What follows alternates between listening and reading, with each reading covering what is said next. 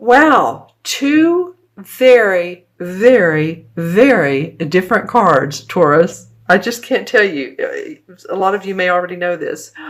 So the Eight of Swords represents feeling bound and tied up by your thinking. You're really not. You're not physically tied up and bound.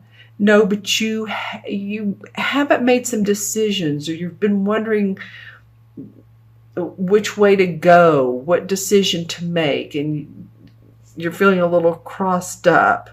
And I say crossed up, well, these look like crosses in a way. I don't mean anything by that in a religious or biblical sense.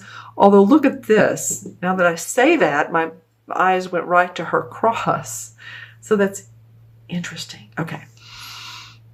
She feels tied up and bound and thinking in her head too much. She's analyzing. She's not being able to make a move because she can't. She's just tied up, and there's a bandana over her vision. She's not seeing. There's a beautiful mountain in the background with a castle. So she could just turn around and open her eyes or see things more clearly. And that this is you, Taurus. If you do that, you have the help of the High Priestess. And the High Priestess, she's just like the most psychic of all the cards in the deck. She knows that everything she needs is within her. She, in fact, does represent, interestingly enough, I was talking about Scorpio, but not that she represents Scorpio, but she does represent hidden agendas. So, it feels like she, and I say she, these cards are not gender specific. So you guys that are listening, just know that he, she, okay? There's just two women in the cards, that's all.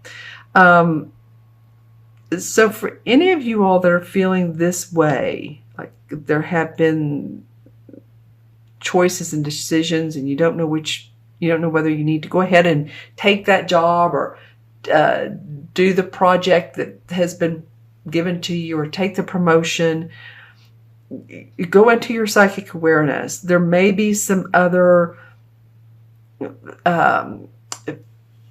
thoughts, ideas, like I said, hidden agendas. You may see deeper underneath how it will or will not serve your purpose. Okay, so she understands the more negative side of life and the lighter side of life. All right, I'm just looking at this in the initials. Okay.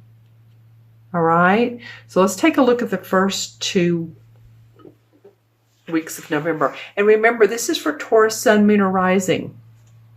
If these cards do not resonate with you, then always watch your Moon and Rising as well anyway, actually, because it sometimes will complete the story. I've said this almost every video, but I have a reader on YouTube that I watch. I've watched her for some years. And my sign for this month, for the month of October, did not resonate. I think one sentence made a little bit of sense, but then I watched my rising and it made a lot more sense, okay? So, well, I'm liking November, and you guys are not the only ones that November's really coming out to play, if you will. These are two, honestly, very positive cards. The Ace of Swords is victory and success around your thinking. So while first you feel a little bit tied up at the first half of October, by the time November gets here, you've unchained yourself, or you've gotten free from this bondage, and now you have been given victory and success, blessings of victory and success, ideas, implementation. You're moving forward with those. This is the Eight of Wands.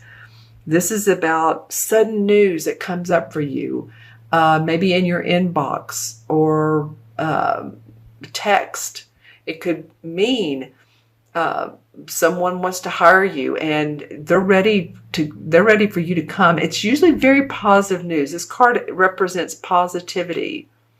Okay, positive news. This wouldn't represent, like, usually does not represent, oh my gosh, someone's been in a car accident. This is usually like moving forward in life, okay?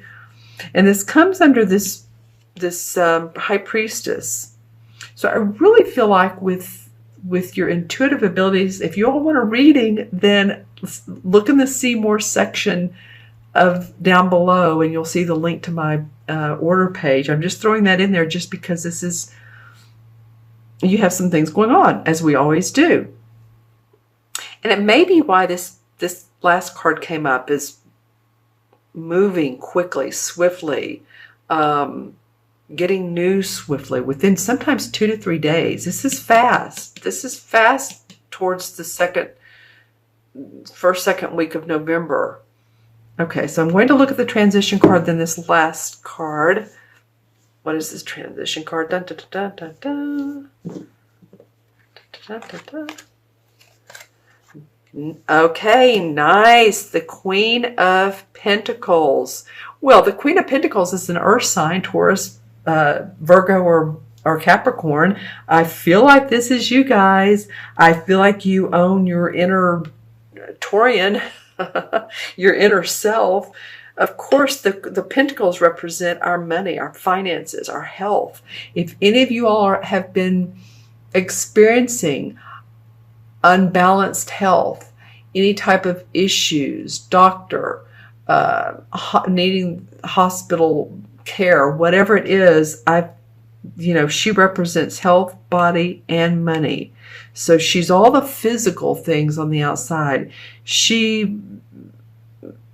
the essence of this. The king sort of masters this. She's just like the essence. So there's a nice Taurian grounded feeling that comes once you really tune into what's going on, the hidden agendas, and your psychic, your intuitive awareness. And then things start to happen.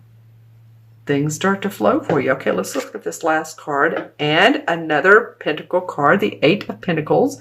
Around your work, you're going to see finance improvement. You're going to see success. This is working hard, not necessarily a labor job, any type of job. Some of you are going to receive accolades. Some of you are going to take on like new learning skills at your particular job. This can represent an apprentice, but it's someone who's very happy with their work. They're doing well. It's the 8. It's about abundance. Okay. It's interesting how the transition was the Queen of Pentacles and the 8 needed to come up. This could mean here, where do we go from here? It's being happy with your work. You've somehow made a decision of which way to go, where best suits you. You've gotten really grounded. An idea comes up and you move forward towards what makes you happy. I know this is a lot about work. There could be some love in here. Let me look into my crystal. All right, so this is for Taurus, mid-October through,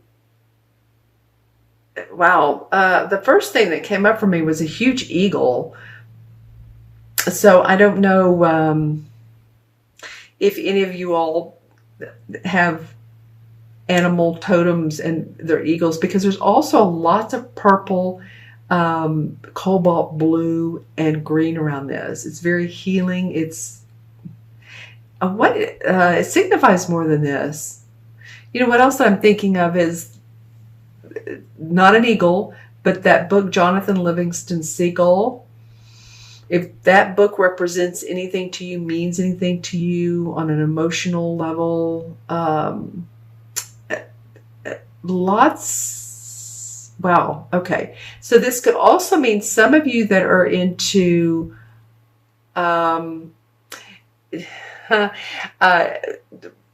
UFOs, extraterrestrial type of situations, extraterrestrial, that you read about them. Interesting, because one of the last signs I did, I can't remember, it was it was dinosaurs, but for you guys, it's It's more of outer. It's not as earth related as it is space related or universe related, or, you know, interesting. Lots of colors. Again, a very beautiful green, blue, light purple. I know I said those colors before. So there's a lot of growth, achievement, abundance, spiritual wisdom. Wow, I can't tell you how pretty these colors are. So I hope this made any sense to some of you Taurians. Please put comments below if any of the reading resonated and what did resonate for you. Remember to subscribe if you haven't subscribed. I'm so grateful to all of you that have. And like the video if you like the video. And of course, like I said, to order a reading at the See More section below, there is the link to my order page. Okay, and also to you animal lovers, it feels right to say, you know, be kind to your animals. They will give you that love back. All right? Okay, Taurus, you all be well. Take care. Pay attention to your inner gut feelings. You know, what says yay or nay, you know, and I see some success coming up for some of you guys, like I said, in November. So that's awesome. Okay, Taurus. Oh, I didn't have the cards up. Didn't have the cards up. Hold on. This is 8 and 2 is 10, 11, 12. And 8 is 20. You know, we have 2 8s here. The 8 of Swords and the 8 of Pentacles. You're looking for balance, my friends. You're just looking for balance within your money, within your thinking, within personal life, relationships. Yeah, you definitely are looking for balance. Okay, so 10, 11, and 8, 11, 12, 8, 20, like I said. 2 in numerology represents diplomacy, patience, sensitivity towards, oh, how would I say this? Sensitivity towards the intuitive side of life. And I'm not just saying this because of her, but she is a 2. Not so sensitivity as much in your emotions, although it can be, but just sensitive to what's going on around you. Hopefully that makes sense for some of you. And then the 20 in the major arcana is the Judgment card. And the Judgment card is, you know, it's like the rebirth. Feeling anew. Usually this card, if you remember, has usually a husband and a wife, or just like a man and a woman and a child standing in the water. They're nude, they're naked because it is a rebirth. There's an angel above them. She's usually has a horn in her hands.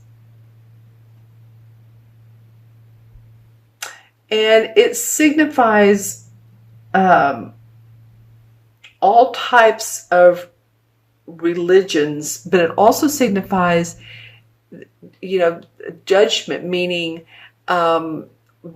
you've seen the good and the bad of everything. What is it that makes you feel like, and she can help you with this, what is it that makes you feel good in what all you've been doing lately? What part of all of this do you want to move forward with, and what part of it do you not want to? Because the part you want to will help you to grow and birth and evolve, rebirth and evolve.